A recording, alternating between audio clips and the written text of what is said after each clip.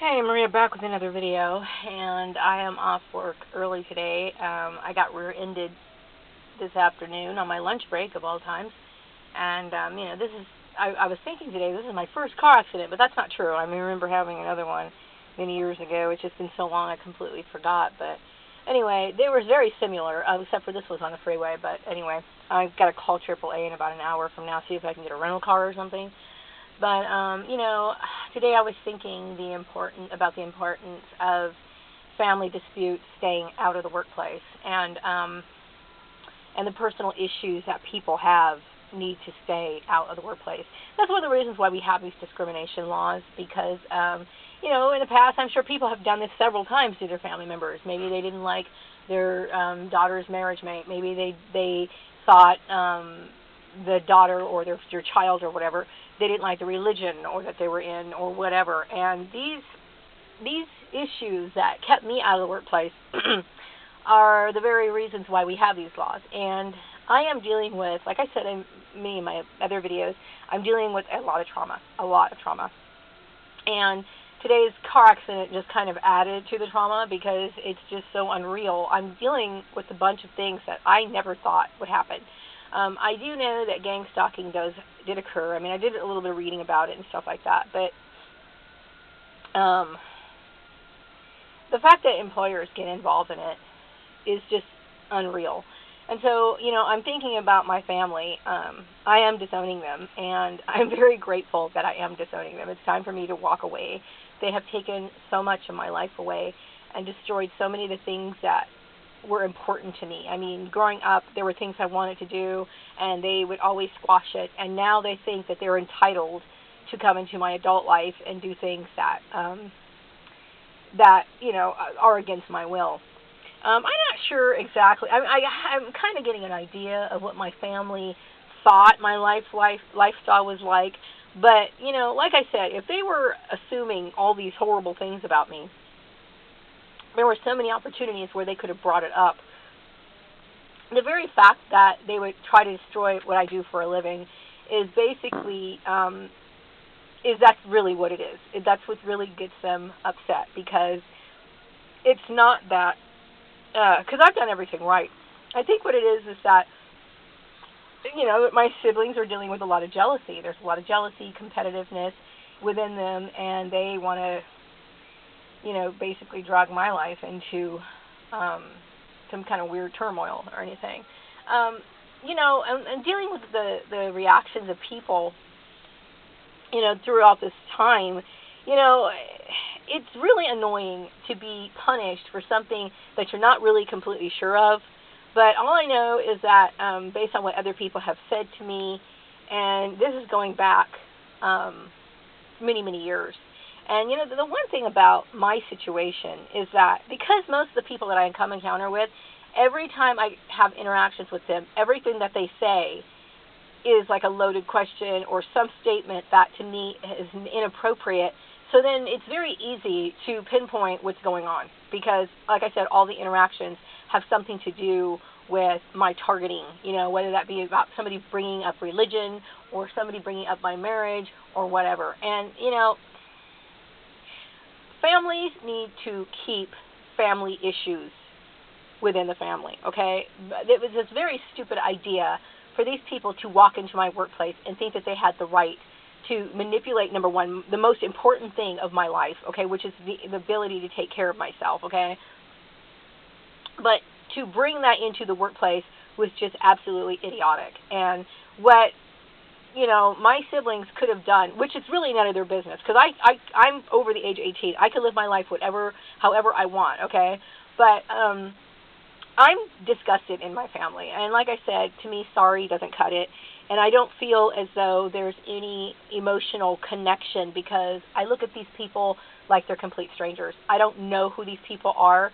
I think that they are, crazy. I think that they're mentally disturbed. And going back, I can tell you stories of when I was a child, some of the things that happened. And I'm going to tell you, some of that I will never talk about, but people would automatically think and know something's wrong with that family. Something is not quite right with them. So I don't have a desire to resume a relationship with them, not under these circumstances. last Christmas, I was trying to contact employers, trying to get back to work, and I was thinking, gosh, surely these people know that I didn't do anything wrong, right? So I was willing to even file paperwork, okay, just to get a job because I needed some money. My family basically left me for dead, okay? So they basically came in, created all these issues, all this drama, and destroyed everything I ever worked for, and then we failed to take any responsibility for it. Okay, they never were upfront. They were never honest and direct with me, even though it was my life. They had no right to do it. They destroyed everything that I worked for, and then they were going to just be quiet and just not say anything about it. So, when it comes to family relationships, whatever issue you have with your family, do understand that if they are over the age of 18, they can do whatever they want. Okay. Really, I'm not doing anything, but I'm just saying is whatever disagreements you have with your family member, if they are over the age of 18, they can live their life any way they want to, okay? They don't have to see things your way. They are legal adults, and it's not your responsibility to destroy their life. By family members gossiping about other family members, especially on social media sites, this is an instant form of killing that person off or destroying their reputation and destroying their life. And it can't be... and I cannot forgive that, and I won't forgive it. I'm at a point right now where I have no desire to see them ever again. I don't want to talk to them. I don't want to know anything about them anymore, and I'm completely disowning them. They have no right to choose what I do for a living, okay? And my career aspirations are realistic, and I think I'm well suited for the kind of work that I want to do. I have no interest in doing anything else. And the very fact that this has been dragging on for as long as it has, after I left Steve Murray's place, I should have been immediately picked up for a better position. And then all this shit has gone on, and I'm just sitting here, okay? I feel like I'm stuck, and I need to move forward, okay? And I want to be able to find a better job that's going to pay, my bills and so on. But mostly I want something where I can have some sort of social interaction, and it can be somewhat pleasant, and I can enjoy what I do. Because, like I said, I'm a very business-minded person, and for me to be stuck in this job is just not right for me. So I'm trying to get my cover letter and my introduction all together. It's a lot of work to do, and I'm having to do this work search all by myself because my family has cut me off from people. And I have no one to help me look for work, and that's really starting to create a lot of tension and stress inside me because it's a lot of work to do, and nobody should have to struggle like this. Nobody should ever have to deal with being blacklisted and that sort of stuff. It's absolutely ridiculous, And I think my family was trying, to me, if my family was trying to limit my income because I thought my husband was over-dependent on me. That's not true at all. My husband sold, one of his vehicle, his only truck, okay, so that he could take care of me, as well as he sold one of his guns as well. So, and regardless, that's against the law. It's like, if a person has those issues or those hang-ups, which I don't, but if a person has those issues, if they were making a shitload of money and their husband was only making so much amount of money, if he asked her for money, all she has to do is say no. It's that simple. My eyes are opened, okay, to the point of where I feel like I'm almost dealing with shock, and because I honestly, really, truly believed that most people who were in these positions knew what they were doing. I truly believed that they understood laws and respected them and knew the importance of them. I never thought in a million years I would be in this situation. Never. Not in a million years. And, I consider myself to be somebody, I'm not a goody two-shoes to the point where I make people miserable. But when it comes to the workplace, I do understand if you're in a particular role, it's your responsibility to always do the right thing and to never, ever bring reproach on that company. And I expected everybody else to be the same way. I'm surprised that so many of these people had no idea whatsoever. That blows me away. I'm very glad to be leaving my family because I do realize, that I have been a victim of a lifelong abuse program, basically, whether they realized it or not. When you destroy people's reputation, or you isolate them, or you spread rumors about them, or you turn people against them, that is a form of genocide, and it's a form of abuse is what it is. And I do see my family as abusive. Anybody who prevents a person from taking care of themselves, being able to financially provide for themselves, is a form of abuse. So I've learned that if you want to reach a certain age, you're not going to change, and I'm not expecting these people to change. I just want them out of my life. I have gotten rid of my old last name. I am now Maria Graham. I don't want to remember my family. I don't want to have any thoughts of them. I hope that my son will also disown the family as well. It's up to him. I mean, he's an adult. He can do whatever he wants. But I see absolutely no reason for him to associate with them, since they basically made it so that he struggled. And I knew that I had the potential to make good money when I was younger. I knew it. I knew that even regardless of the fact that, I didn't have as much as other people did, I understood that I fully understood what needed to be done in order to run a company and run a business. I mean, I understand so many levels of it. If you break it down into departments, you break down the financial issues, I mean, all of it. I'm a very business-oriented person. So I knew, and I believed in myself, and I believed in my skills 100%. Totally did. And I'm ready to do what I want to now. But when I first moved in this town, I knew that I could do a good job. I knew it. And my family was there sabotaging every effort that I made. And now that my son is grown, they're trying to make it so that I can't have any sort of retirement or anything like that. And these people are the biggest hypocrite trash. I mean, I'm thinking about my oldest sister and her husband, and they wear a mask of this Christianity facade, okay? They believe that, I think, some churches are very charitable in ways where they donate to people who might be struggling. I know they cater to a lot of ex-drug addicts and people who may have been involved in illegal operations or whatever, because I know a lot of people, I've heard and I've met people who have gone to prison who've become Christian.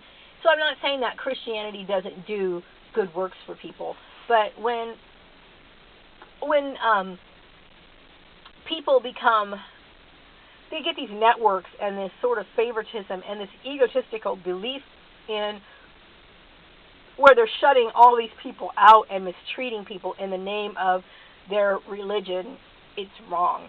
And my family eats that shit up. Like my sister Tanya, she eats that bullshit up so much because she wants to be a part of, a group, and she wants to be accepted. Everybody has a natural need to be accepted, okay? It's a natural human form. But I'm not willing to compromise my personal beliefs and my personal, just anything. I'm not going to compromise myself for what I believe is wrong, and just so I can hurt other people. And yeah, they definitely use that as an excuse to do what they want. So anyway, I'm ready to sever ties with them. Right now, I'm trying to look for work right now. I'm trying to prioritize this. Should I go back to my draft for my educational draft for the employers first, or should I look for work first? And I'm getting to the point where just something as simple as that is becoming a mental challenge and struggle, because the depression blocks a lot of my enthusiasm to even write out a sentence. That's how bad this is. This is how damaging it has been to me, and how traumatizing, and it really does affect my enthusiasm and ability to do things. Because there's a part of me that's just thinking, well, what's the point? What's the point? I can't believe that this has not been cleared up months ago. Like, how could they not have known that? I've been here at the house 24 hours a fucking day pretty much. How could they even think that I'm running around doing crazy stuff and partying and stuff like that? How could they think that?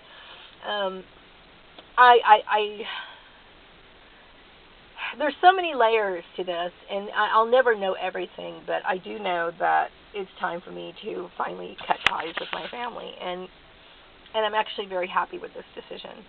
The more I think about my family, the more I do realize that they're not worthy of me, and